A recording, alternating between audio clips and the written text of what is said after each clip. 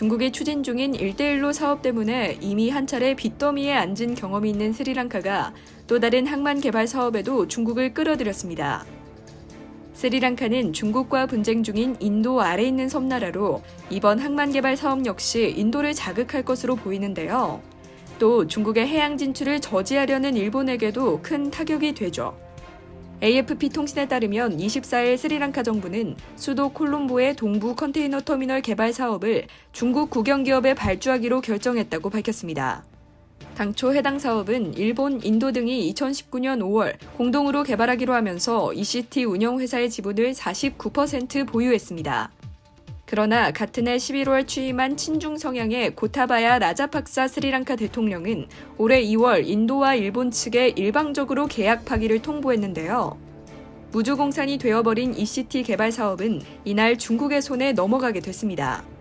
구체적인 계약 규모는 알려지지 않았지만 AFP는 소식통을 인용해 중국 국영 항만 기업이 기존 계획보다 5억 달러를 추가로 더 투자할 것이라고 전했습니다. 중국이 스리랑카에서 또다시 항만 사업을 추진하게 된 건데요. 앞서 한반토타 지역 항만 개발 사업 때 정부가 중국으로부터 받은 차관을 갚지 못해 빚더미에 앉았던 악몽에 대한 우려가 커지고 있습니다.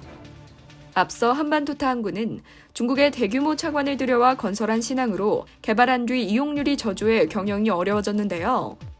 이에 스리랑카 항만공사가 2016년 항구 지분 80%를 중국 국영 항만 기업인 자오샹주에 매각하면서 99년간 항구 운영권을 이전하기로 했습니다. 이는 1대1로가 채무의 함정으로 이어진다는 비판과 위험성을 상징하는 대표적인 사례로 꼽히죠. 중국은 융자금 반환이 어려운 개발도상국의 사회 간접 자본 사업을 지원한다는 명목으로 자금을 빌려주고 자국 기업을 투입한 후 결국에는 해당 SOC 사업의 운영권을 다시 가져가는 방식을 자주 사용해왔는데요. 이번 사업자 결정이 중국 정부로부터의 압박이 작용한 결과라는 비판에 스리랑카 정부는 내각이 임명한 관계위원회의 결정일 뿐이라고 일축했습니다.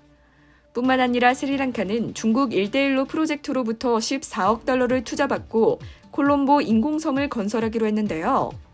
콜롬보 남쪽에 인공섬을 조성해 이 일대를 남아시아 금융허브로 만든다는 계획입니다. 최근 스리랑카가 중국에서 수입한 중국산 비료에 병원균이 포함된 사실이 알려지며 양국의 갈등이 악화됐는데요. 그러나 자금을 앞세운 중국에게 별다른 대응을 하지 못하고 있는 것으로 보입니다. 피해는 고스란히 스리랑카 농부들이 안고 있습니다. 이상 여의도튜브였습니다.